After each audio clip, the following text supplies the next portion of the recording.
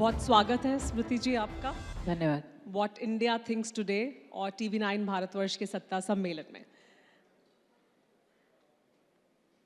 हमने अपने सेशन का नाम रखा है क्योंकि स्मृति कभी हार नहीं मानती। ये इसलिए क्योंकि इतना कुछ आप अपने जीवन में और अलग अलग स्टेजेस पे कर चुकी हैं।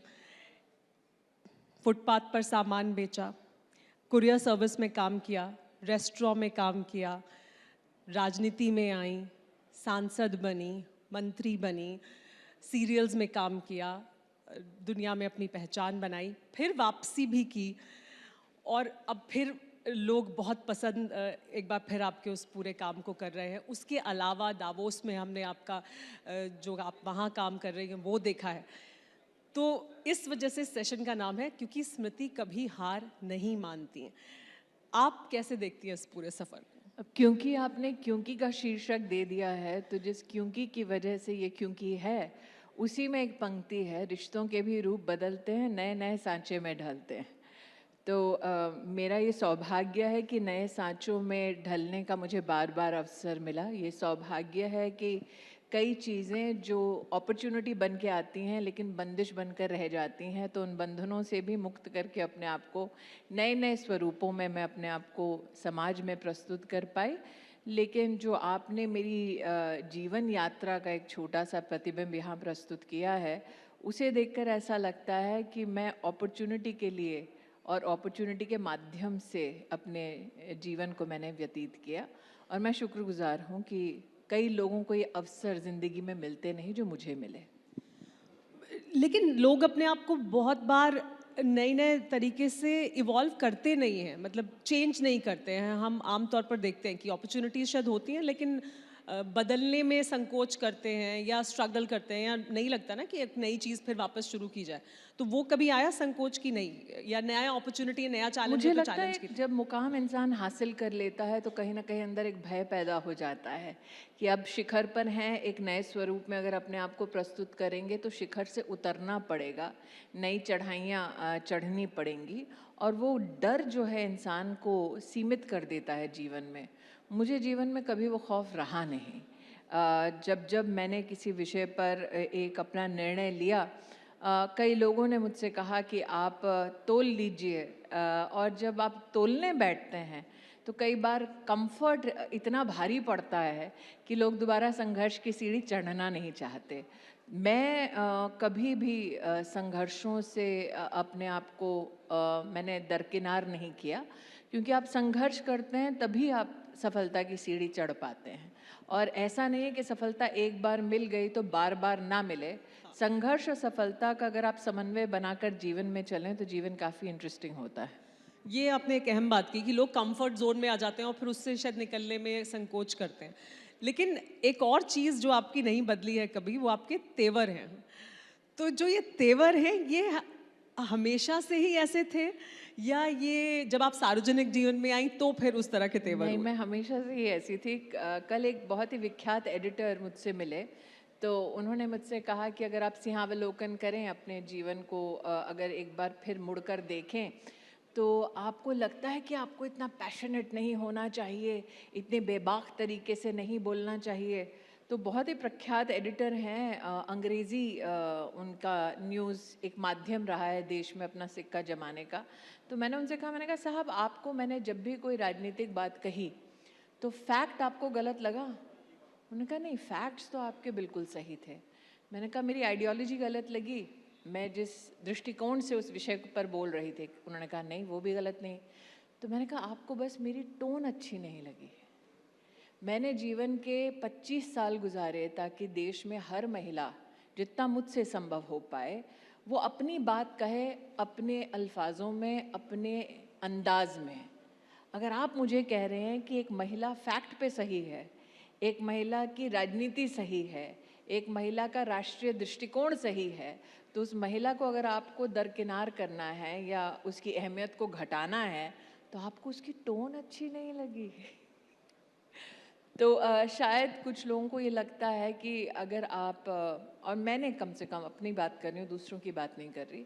मैंने जो अपने जीवन के 2.5 दशक बिताए वो इसलिए बिताए, एटलीस्ट पॉलिटिक्स में, कि औरतें सिर्फ अपने पहनावे से ना जाने जाएं, औरतें सिर्फ अपने बोलने के अंदाज से ना जानी जाएं, औरतों को बार बार ये कहीं ना कहीं प्रेशर ना आए कि आप सौम्य हैं तभी आप शामिल हो सकती हैं, आप सौम्य हाँ जी हमेशा करेंगी तभी आप एक्सेप्टेबल हैं, आपकी आवाज़ अगर थोड़ी सी भी हमें कर्कश सी लगे तो हमें आपका तथ्य नहीं सुनना।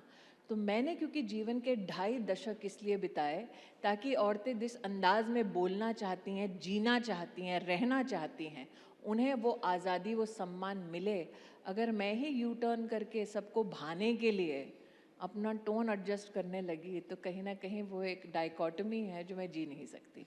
और ये बहुत अहमियत है इस बात की कि आप जिस तरह से अपने आप को प्रेजेंट करना चाहते हैं, आपके पास ये आज़ादी हो, स्वतंत्रता हो कि आप उसे वैसे प्रेजेंट कर सकें।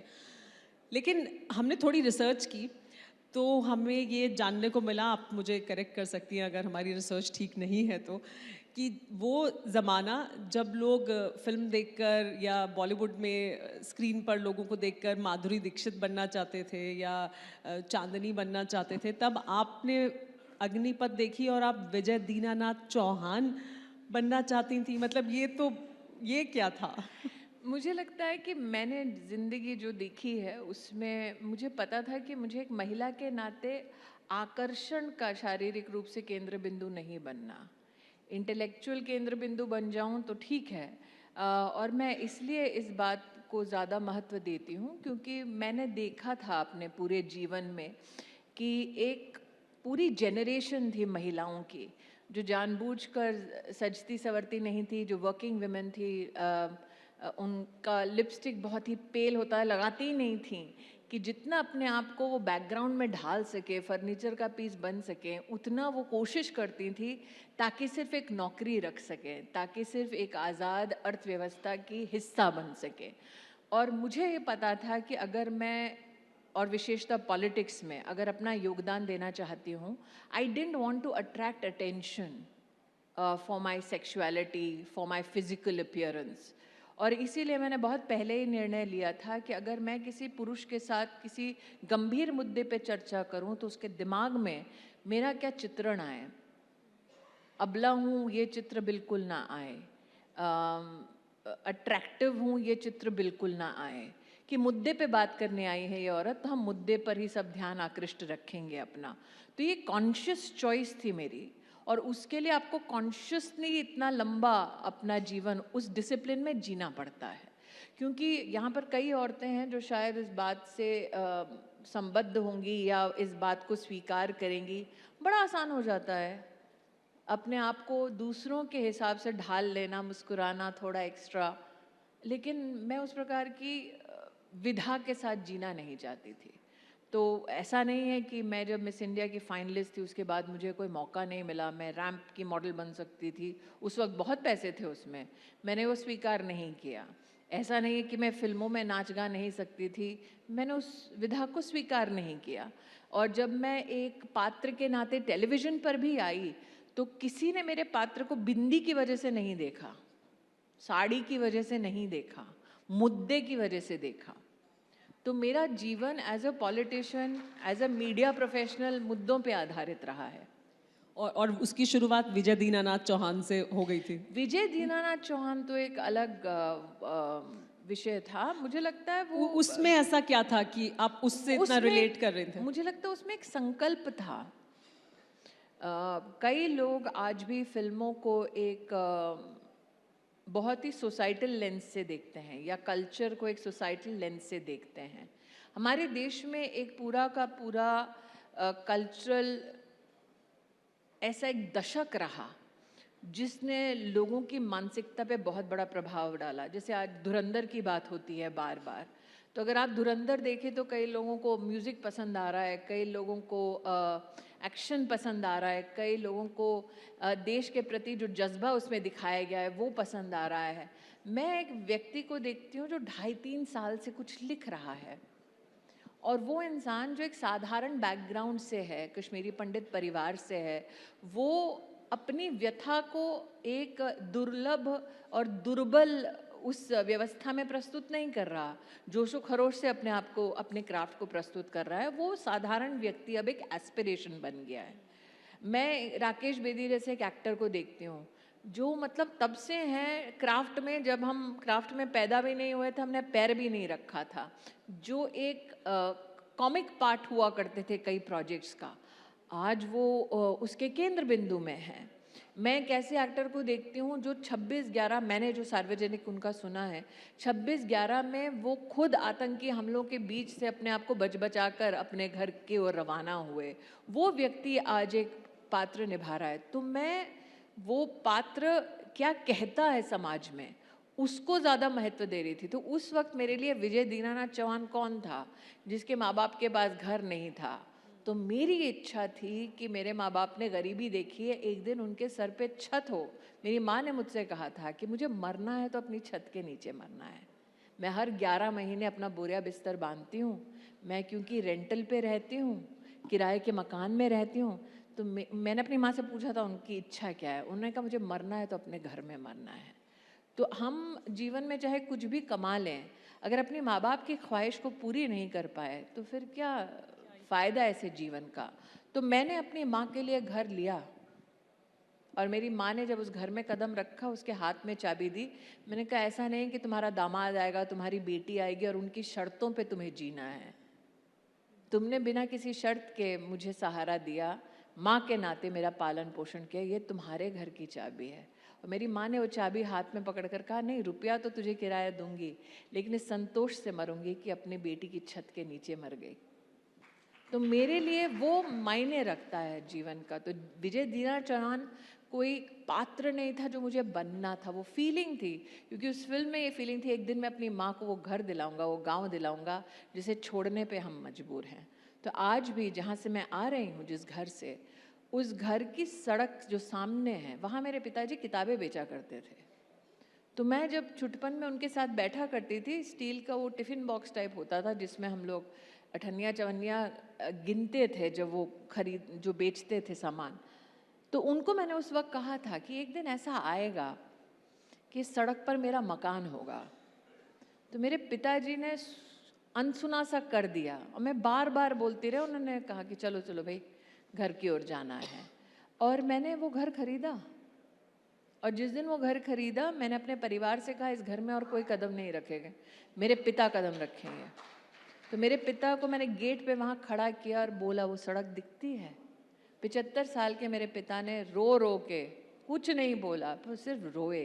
लेकिन मुझे इस बात का गर्व है कि मैं सड़क से आई, मैं दिल्ली की सड़कों से आई हूँ।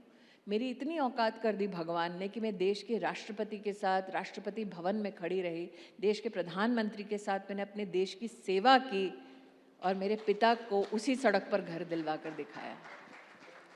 स्मृति जी, वाकई आपकी जो अभी तक की जीवन यात्रा है वो किसी भी सामान्य भारतीय लड़की महिला की कहानी है, संघर्ष की और कहीं पहुंचने की।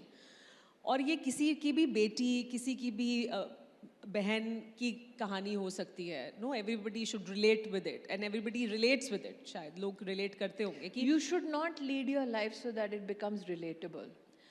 You should lead your life so that it is acceptable to you and those who love you. That's it. मेरा जो सवाल है वो ये कि आपके साथ लोग आप में देखते होंगे ना कि ये देखिए संघर्ष किया, यहाँ तक पहुंचे। पता नहीं, जो देख रहे हैं उनको बता रही हूँ कि आसान नहीं है।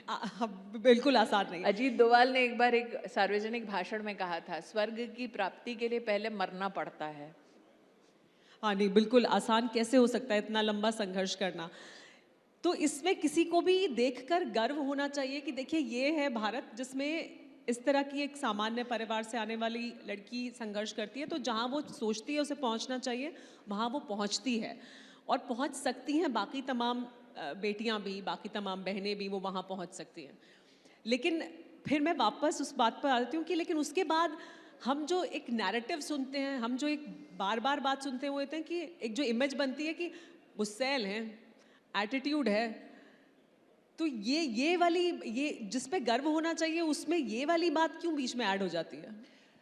देखिए, मुझे ऐसा लगता है कि मुझे किस बात पे गुस्सा आता है, जिसने मुझे सार्वजनिक तौर पर शायद संसद में कभी सुना हो। 2 स्पीचेस हैं मेरी जो बार बार अलग अलग अंदाज़ों में लोग कहते हैं अरे गुस्सा बहुत आता है। एक स्पीच है जब मैं देश के राष्ट्रपति के सम्मान में एक डिफेंस प्रस्तुत कर रही हूँ। देश की राष्ट्रपति महिला हैं, साधारण गरीब परिवार से हैं, उनके अपने जीवन का एक संघर्ष है। उन्होंने नहीं कहा था कि मुझे उम्मीदवार बनाओ राष्ट्रपति का, मेरी पार्टी ने उनको उम्मीदवार बनाया और सबसे उम्दा उम्मीदवार है इसलिए वो राष्ट्रपति का चुनाव जीती।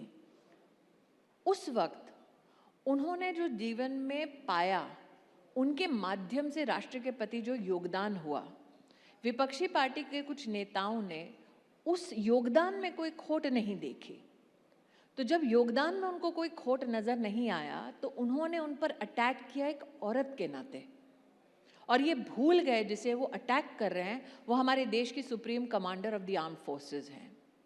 तो मैं देश की supreme commander of the arm forces को जब डिफेंड कर रही हूँ, जब विपक्ष के कुछ नेता चरित्र हनन करने की कोशिश कर रहे हैं या बिल्कुल ही घटिया शब्दों का उनके लिए प्रयोग कर रहे हैं, तो छोड़ दीजिए कि मैं औरत हूँ, एक हिंदुस्तानी होने के नाते हम सबको उस वक्त वो नाराज़गी होनी चाहिए थी, वो आक्रोश होना चाहिए था जो मैंने संसद में व्यक्त किया।